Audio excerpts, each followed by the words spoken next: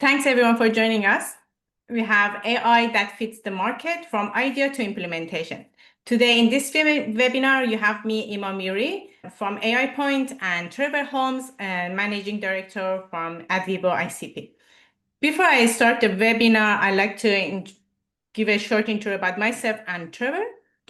I'm coming from with 20 years of experience in the tech industry. Last 10 years, I primarily focus around AI and cloud solutions. I started at working on this area at Fairfax Media when I helped the journalists to publish news in real time. And then I joined eBay Classified Group, Gumtree Australia, working on Gumtree Australia to help clients like job adders, car guides, and some advertising brands to acquire more customers through the platform. And then we explore around various machine learning solutions over there. Then I joined the Trade Desk, which is an ad tech company based in US. I work with Fortune 500 brands like Amazon US, Pfizer, AstraZeneca, Unilever Singapore, and federal government Australia, primarily help them to leverage their big data in the ad tech industry. Working in lots of enterprise brands and in a startup space gave me a great opportunity to start AI Point, where I help businesses to implement generative AI effectively. And that's about me. Then we have Trevor, Managing Director at Vivo ICP. He's an innovation expert specialized in commercialization and go-to-market strategy. He's known also as product market fit guy. He's graduated from Harvard Business School Disruptive Strategy Program. So that's about us that you have in today's webinar. I'm going to hand over to Trevor because first he's going to talk about product market fit, and then I will cover on AI strategy and build or buy decision. Then I will do a demo on some of the tools we have worked on, and then Trevor will show about the product market fit space. And then we open the session for the Q&A at the end. I'm handing over to you, Trevor, so you can. Okay. Thank you, Ima. Hello, everyone. I'm really excited to be here today and actually to see so many people that are giving up their own time to learn about innovation, and in particular now, how AI can just make the job so much easier. So in the next few minutes, I want to be able to share particularly two things. First of all, how to enter a market the right way that massively increases your chances of success. But secondly, how AI gives you a competitive advantage at every step and every stage of the innovation journey. Now, here's the reality. Unfortunately, most innovators fail, not because their product was bad or they lacked capital, but because of one thing, and that's the market.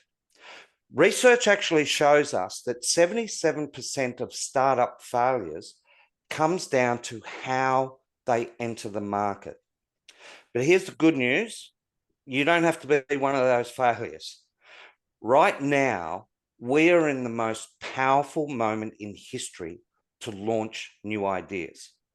But let me be clear. AI hasn't changed the science of successful startup launches. It's simply unlocked and enabled our ability to do it faster, cheaper, and more accurately. So the first rule around this science is that product market fit is not optional.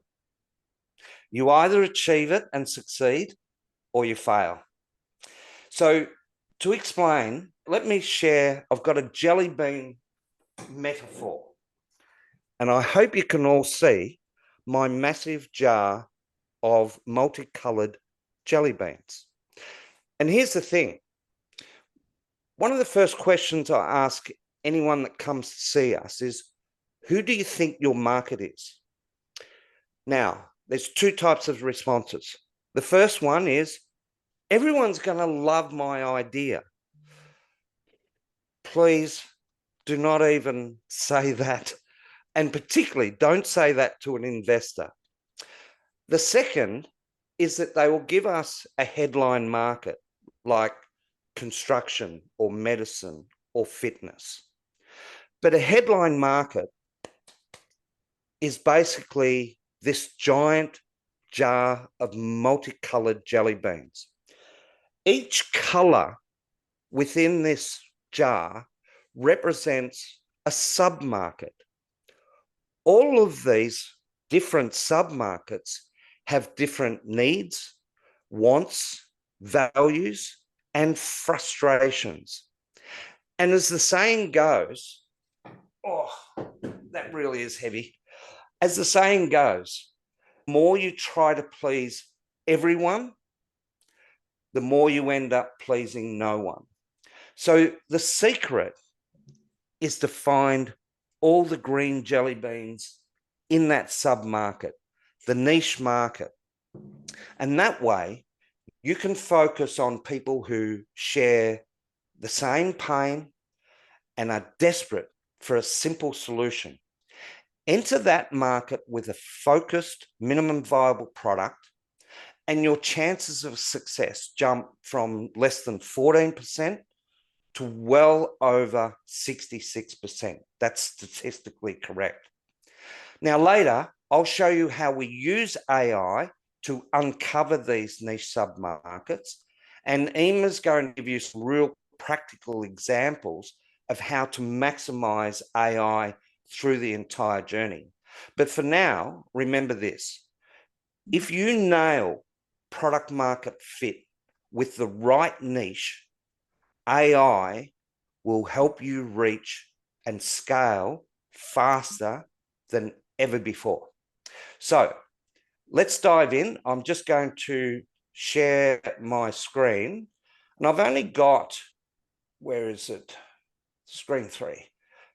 I've only got really 4 key slides to work through on this. So can you tell me when that screen has come up? Are we seeing that screen now, Ima? Yes. Excellent. Now, there's really only 4 key slides that I'm going to run through. First of all, what is product market fit? From our perspective, product market fit is where the product effectively targets a specific niche market and satisfies that market's wants, what they want, what they need, and what their values are, and what they care about, leading to customer acquisition, rapid adoption, retention, and sustainable growth. But there's actually more to it. Think of product market fit as a space in a buyer's head that when they think of a job that they're trying to get done, they actually think of a brand. And I'm going to explain that a little bit more here. So here's a test for you all. If I identified, or if you're in that situation, you've got a back deck or a back patio, and you decide, I'm going to make this look really cool. The timber floors need doing. I'm going to redo those. I'm going to paint the walls a bit of a different color. I'm going to buy a barbecue. I'm going to get some more plants and everything to make this area look good. What is the brand that pops into your head where you can access, go, get all those things, where the job is easy to get done and simple to work out and at a lower cost? Who thought of Bunnings? Give us a show of hands. All right, so there's a few there. Now, the purpose of this particular diagram is to explain the relationship between how customers think about the job, what they're trying to get done, and what problem they're trying to solve. Because, and this came from Professor Clayton Christensen, who I had the privilege to study under at Harvard, customers don't really buy products or services. They hire them to get a job done. Now, that is a real different mind shift, but it is so critical in the innovation space. And so the relationship of when they think of a job that they need to get done, they often go directly to what is a brand, what is a platform, what is a tool that helps me get that job done easily, faster, more accurately, and at a lower cost. Now, this is where the AI really works for us as startups entering a market. It's not just about the product. It's about the entire customer journey through every step of the experience that they have with you. So understanding and mapping out that customer journey of what are all the experiences they have from the first time they hear from you and interact with your landing page, your website, demonstrations, to purchasing, to onboarding, to training and developing and using the actual tool to get the job done. So those experiences and how they are integrated leads to them becoming fans of your innovative idea. And from there, fans and champions of your brand will talk to many others. So the point is, and I'll be showing you a little bit later on after Ima's had her presentation, how we use AI to identify those niche sub-markets who are just trying to get a job done. But here's where Ima can step in. This is where AI can help us in every step of that customer journey. Because as a startup, you don't want to, when you're pre-revenue, be employing tens of people to do these jobs. Today, we can use AI to do a lot of that, integrate their entire process, and then ultimately get the customer to the point where they are thinking of your brand and they are talking to all their friends and colleagues who suffer the same problems of the job that they're trying to get done. Now, just quickly on the jobs to be done side of things. Many startups really focus on the product, and that's intuitive. We have many engineers building software and AI solutions. We have many people with mechanical and engineering that are building physical products. And so it is intuitive to focus on what does this product actually do and how do I build this? But here's the thing in innovation. There's actually more to it than that. What I said before about the space in someone's head, that is being influenced, not just the fact of this tool can do the job, but there are also emotional jobs that they are trying to get done. And think of emotional jobs this way. How does it make the customer, your target, feel to have this innovative idea that you have got and you are solving for them? Does it provide them with relief? Does it provide them with happiness? Does it provide them with pride? All these emotional feelings are very important in how you position your product and particularly targeting them through that marketing and sales process and in the reality of how your innovative idea does the functional job. The third element is the social job. Now, that's the one where, put it this way, it's how do others perceive me, the customer who's got your product, by having this innovative tool. So, for example, people buy motor vehicles functionally to get from point A to point B.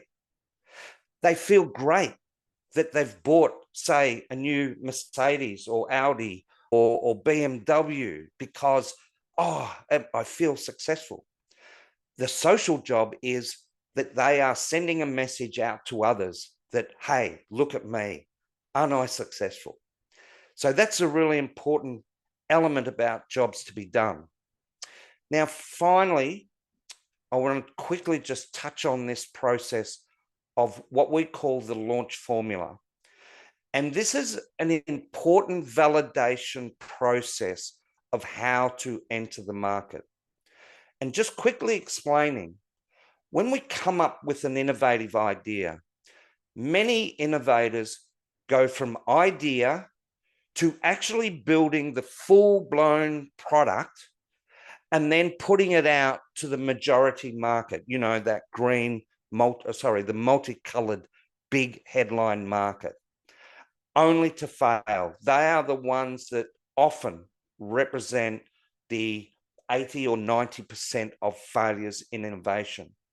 However, if you go from idea and then first of all, just conceptually try and validate your idea. Who do you think the target market is? How big is it? What do they want? What do they need? What do they value? What do they care about? What is this journey going to look like? What are the iterations that I'm going to go through? How much money is it going to cost? Who do I need to be involved? IP attorneys, commercial lawyers, AI builders, software developers, industrial designers. It goes on and on. R&D, tax consultants. Build that business case. And this whole journey is really simple, the concept. Do not pass the validation point until you are able to validate that, yes, I'm satisfied that we've validated our assumptions well enough to move to the next step.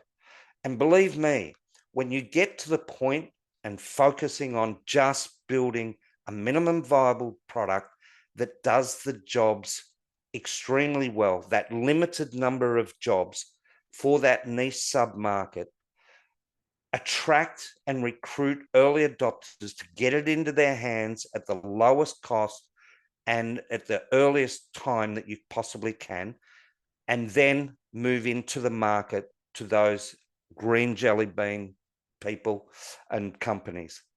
So Ima will really demonstrate some of these areas where AI can help us do this very rapidly. And so that's it for me. It's been a really high-level introduction to those 4 key concepts. But in the presentation that Ima will send out, I've actually linked to that Product Market Fit YouTube podcast, the links to where I go into these a lot more. Sorry, my camera's a bit automatic, where you can get much more information. So from my perspective, Ima, that's me done for now. And Great, I'll thank you escape so much. out of there. And now I just need to stop sharing. Where do I find that, Ima? Here it is. And I'll hand back to you, Ima. Sure, sounds good. Can you see my screen? Yes. All right. Okay. In this section, so I'm going through AI strategy and build or buy decision, and we do a live demo afterward. So I like to start with what I've seen so far over the last few years working with various businesses. So I've seen a common pattern when it comes to AI strategy, where businesses looking at taking the AI initiatives for and implementing that in their businesses in 2 different ways. Some of them goes toward the red ocean and some are going toward the blue oceans. If you're familiar with that term in MBA, that's exactly apply for AI strategy as well. And what it means that a lot of businesses, when it comes to AI adoption, they say, okay, now let's implement that AI assistant. Or because the focus is around reducing costs, everything say, okay, if it's the AI, so it's going to reduce costs. So let's implement that AI assistant that help with the customer support and customer service. But the problem with the red ocean strategy is that it becomes commoditized very quickly.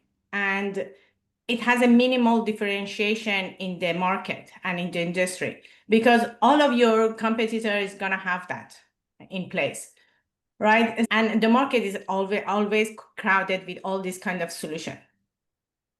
But what I've seen that businesses that becomes innovative and find a new market space, they succeed better with AI implementation because they go beyond the boundaries of they have and they find the new opportunity and looking at it as an opportunity to bring a new revenue stream within their businesses. So that's why they tap into new markets.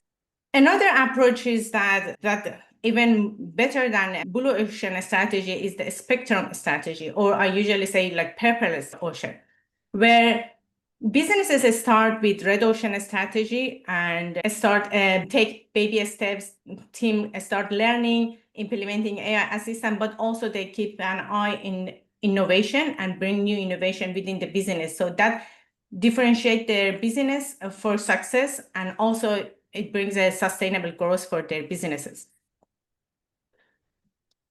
So that's why it's really important to strategize your AI initiatives within your business. Whether it's your entrepreneur, you want to start a new startup, or whether you want to bring a new innovation within your organization. So that's really important to take the right strategy. Because the current opportunity and potential for blue ocean for AI initiatives are very different in different industries.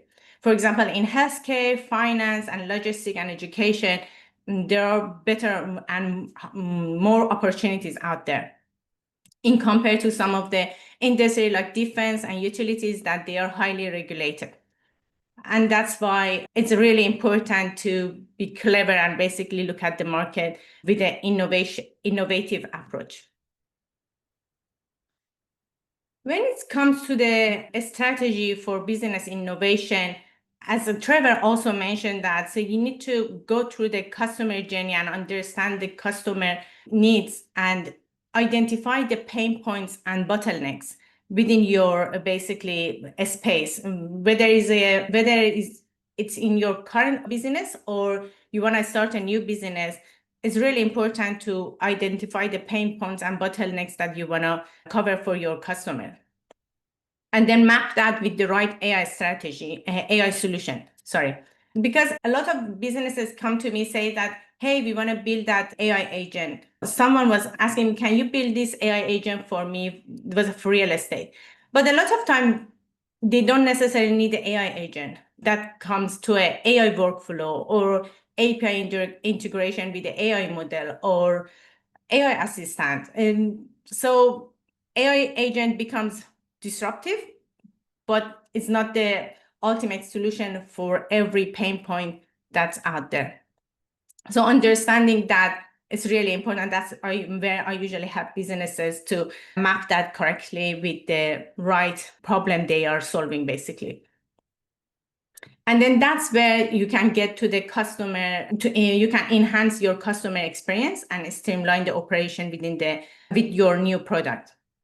For larger organization and medium-sized organization where I work with, I usually go through these 5 steps to implement AI in business, which is focused around AI transformation. I help them with identifying opportunities, evaluating, assessing readiness, and build or buy and small. But because we are focused around innovation, I'll skip this for today and go through the buy and build a strategy where you need to look at basically what's the right approach when it comes to AI solution, because at the moment there are so many off-the-shelf tools, and you need to look at, are you reinventing the wheel, or there are tools out there that you can actually use and within your team, or just don't build the same startup with the same idea that is out there, because you may not succeed with that approach.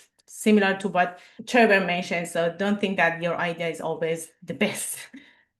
Building the AI in-house, it's a strategy that a lot of larger organizations take, like banks, etc., because of the regulation. But that also comes very expensive and slow, because you need to have a large headcount and you need to train the team and etc. And then that result to some redundancy maybe elsewhere in other things. But actually, there are a lot of tools out there that you can leverage those. At the same time, they come with some limitation in customization as well. I had a client that they used Retool, for example, as tools that start with implementing AI, but that as they expand their space, so they wanted to more customization. That's where we help them to basically implement a bit wider approach for their solutions. And usually what I've seen that is the hybrid approach works a lot better. So you get some off-the-shelf tools and some built in-house, or you using it through a vendor. That works a lot better. Because going from idea to production, it takes time. I usually say it's like a planting. So you have that idea, you pitch it to people, you build that prototype, you take it to the pilot, and if by then it's successful, then you take it to the production. And that's why you need to have the right also go-to-market strategy when you go into the market as well. And where Trevor can help usually. Then it comes to the investment aspect. So once you want to build or buy, so it's really important to define that what's your budget and your investment capacity. Are you investing 10K per year to live in a share house? For example, it's like living in a living space. So you want to spend 10K per year to live in a share house, or you want to spend 10K per month, have your own space, and etc., or 10K per day, live in a penthouse in the city area. That's all depends on your capacity, and then that makes a big difference in your decision whether you want to leverage off-the-shelf tools or you want to build it in-house and so on. The good thing is that with all the AI tools available right now, building an AI solution is a lot easier. So there are so many out there, but I just put some of the ones that we are very happy about using them on a day-to-day basis. Just introducing like 5 AI developer assistants that we use on a daily basis. Lovable for front-end development, Replit as well, similar to Lovable, with a slightly different feature set. Copilot and Cursor for backend development, and Amazon Q primarily we use it for AWS infrastructure, similar to Gemini that we use it for Google Cloud. Then there are low-code, no-code platforms that we use for building AI solutions. And that's where it becomes very easy. So I really encourage, if you have you're trying to build a POC, try to use these tools, get it out there, and then maybe build a team to basically build everything yourself or just outsource it, etc. Especially like Zapier, Make, and N8N are very powerful tools. Zapier is more for app integration. Make.com is allow you to build AI workflow automation. N8N is very powerful around agentic workflow. And it's very simple. You have some technical background. It's real helpful. You can also use ChatGPT and other tools also to build different workflow and AI agent. It's really powerful and easy to use. And you can integrate it with some of the front-end tools and Lovable that you can generate a front-end and build that solution. I'm going to show you a couple of them of the tools that we build with these tools. Let me stop the sharing here, just show you some of the tools we have. This one is a mobile app bookkeeping tools. So the idea is that we built this in a different approach for one of our clients last year. It was a slightly different tool set. So primarily the idea is that instead of getting every receipt and invoice manually, transfer it to the QuickBook or Xero. So you just scan this to the mobile app and send it to QuickBooks. So simply, we build this with Buzzy low-code, no-code platform. The front end, the mobile app is built with Buzzy, and the back end, it's done by using Copilot. It's completely coding-based.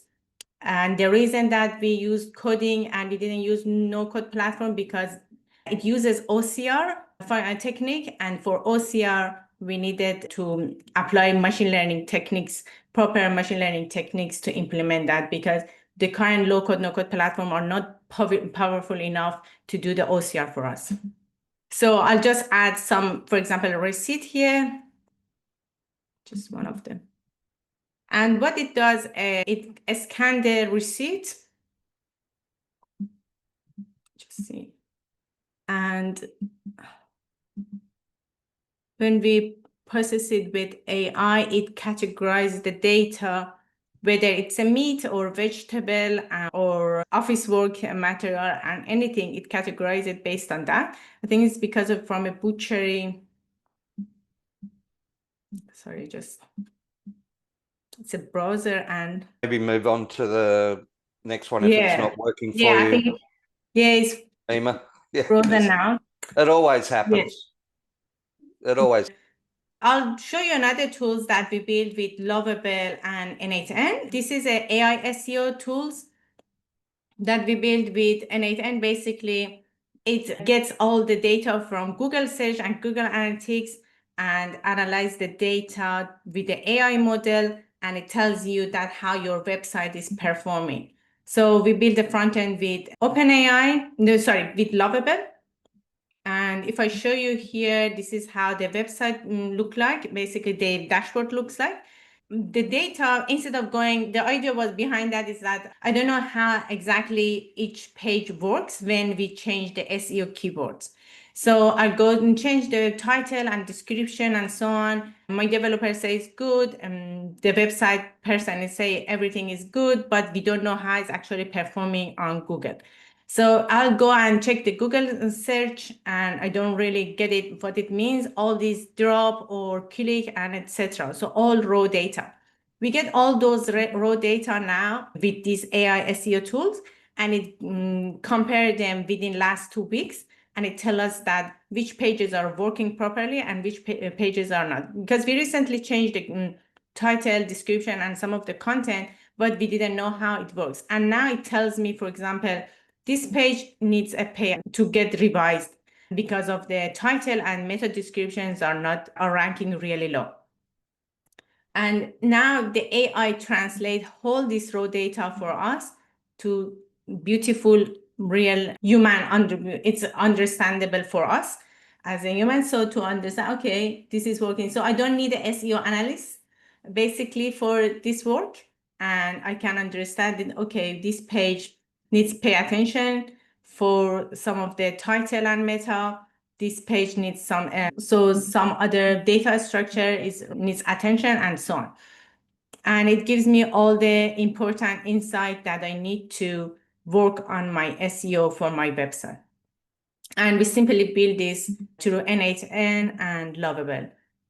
And if you work with Lovable, this basically is a prompt base, you can just type. And if you work with N8N, is a drag and drop tools that you can integrate lots of different things with each other and build your backend.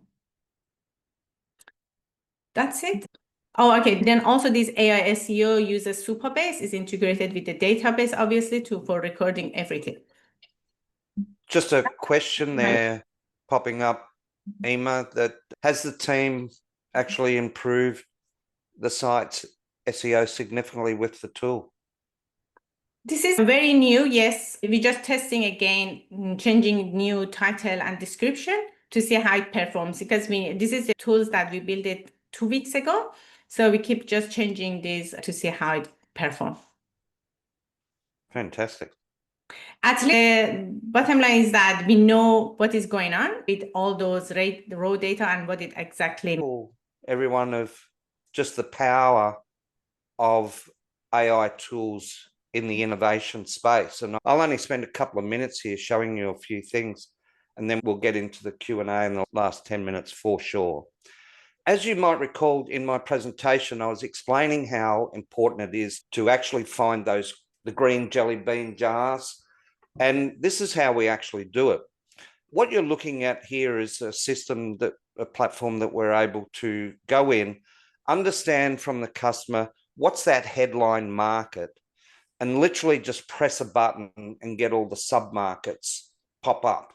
And to give an example, this client, I'm not going to go into the innovation, but their headline market was Australian furniture importers. And by pressing a button, we were able to bring up all these other green nodes, which are the sub-markets of it. Now, we actually do this in a 3-hour workshop. Now, if we go back, probably only about, we've had this tool for about 5 years now, but before then, we used to spend days and days researching what are the sub-markets, what are the type of companies in those, whereas now we literally do it in minutes. For this client, once they saw antique furniture, they said, no way, we don't want anything to do with antique furniture. Or there was a couple others, kitchen furniture, they weren't. But what they were really interested in was the office furniture and the outdoor furniture. So as another example, we had a client that started off saying their headline market was construction. When we hit the button, all these sub-markets pop up. Then they looked at it and went, oh, it's actually infrastructure construction. That's our market. And then we popped up the sub-markets of the sub-market. And then we went through and they went, oh, actually, it's tunnel construction. That's where the clients are having the most pain for the solution that we've developed. Now, we can actually hit another button which will pop up just examples of the type of companies that are in that market. We've done it in the fitness space where this organization said, yes, fitness is our market. It went through into fitness equipment manufacturing, and they finally settled into the niche that has the most wants and needs and frustrations and problems of their market is actually in the cardiovascular equipment manufacturing. We also have the ability to actually look globally. And this is a tool. We don't always use this tool, but we can basically find all the companies that are connected to each of these green nodes, which are the sub-markets. And even visually, we can look at these markets and actually identify where the sub-markets or how dense they are. And we can even find, look at these markets here. These companies here, sorry, I'll just go back up to that. These markets here are the only ones in the world that are connecting this sub-market with this sub-market. We could never have done this in the past, but we can do now. So that's how we find the sub-markets. The next step, which was a real problem to us, was how do we actually find the companies and connect with the people that are actually in those markets? And what I'm about to show you, I've had to blur out quite a lot of this because it's actually details. Now, someone needed to look at BHP. I've blurred out all the actual details, but this is who we were able to identify, their names, their emails, their contacts, and so on. Another example I'll give you really quickly is the details that we can get on individuals.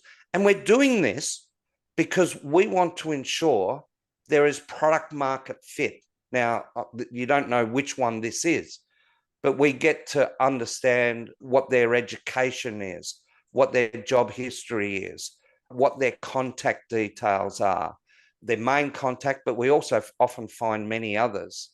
We find so many different contacts that we can actually, and in this tool, we use research we use AI to actually research them. In fact, we can write prompts to go through an entire list. For example, when we're looking for early adopters, we don't, even if we know who's in that green jelly bean market, we don't just want anyone in there. We want people who are thought leaders within the industry, that they're showing real sort of acceptance of innovation. They love innovation, that they're actively social on social media. Why? Because when they help us develop and refine the MVP, and we actually start to enter the early majority market, we want people out there with a voice who are championing the innovation that we're working with. And this particular tool allows us to research out of a group. You could use this as a lead finder. Any company that just wants to find leads, there's plenty of tools out there like that. But what we love about this is it's got inbuilt AI that enables us to write prompts and find the right people for the innovators to become their first customers. So I just wanted to quickly take people through that. I'll have some links if you get access to this tool in my presentation. I've got links to that, as well as if anyone's interested in actually doing what we call the Galileo Live workshop, which is where we explore those markets and find the right companies and people for you. So that was all. I just wanted to quickly give that example of how we've reduced research time down from days and very expensive to our clients to now be able to do it in hours and for $4,200, and you're there, you know who you need to target. Thanks, Ima. Thank you for the presentation. Thank you. I think I missed that previously and just jumped to the Q&A, sorry. Yeah, that's all right. Yeah, I think Ku mentioned that. Is there any practical tools that you can show for the product market fit? I think that's the Galileo that Trevor mentioned. Yes. Does that answer your question, Ku? I'm particularly interested, you were talking about starting with a small group of early adopters when you release something, right? And yes. I'm currently working on something which we will be releasing pretty soon, but we will have 10 people in that beta group, which is not a lot. So what is any practical tools we could use to actually measure product market fit in such early stage? Yeah. Sorry, is it Kurt? Koen. Oh, couldn't. Sorry. Yeah. Sorry. No, Good. Great question. The interesting thing is that if you've gone very niche and you're confident that the people that are in your early adopter program are from that particular niche submarket or whatever, then seriously, 10 or 12 is actually a really good representation of that submarket.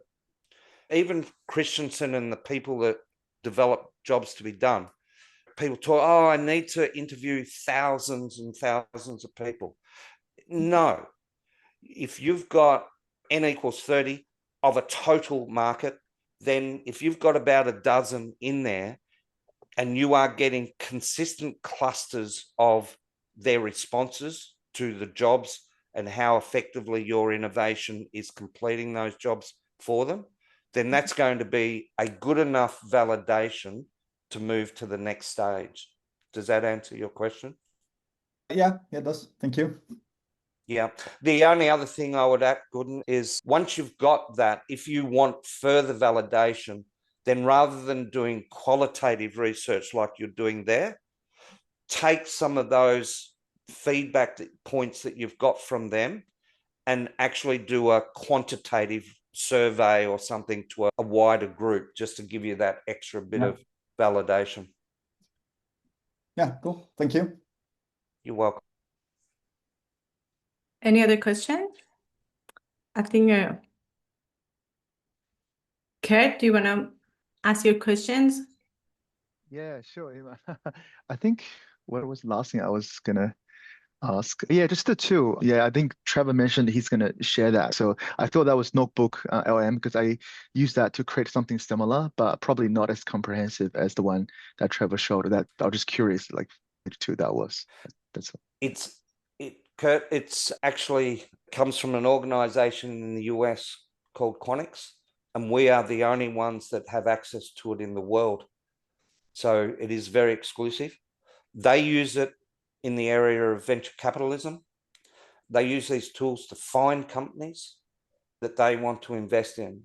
We've taken that and reverse engineered it to actually educate startups about how the right areas to enter the market. So look, if you've got access to any sort of tools that at least get you down in there, that's great.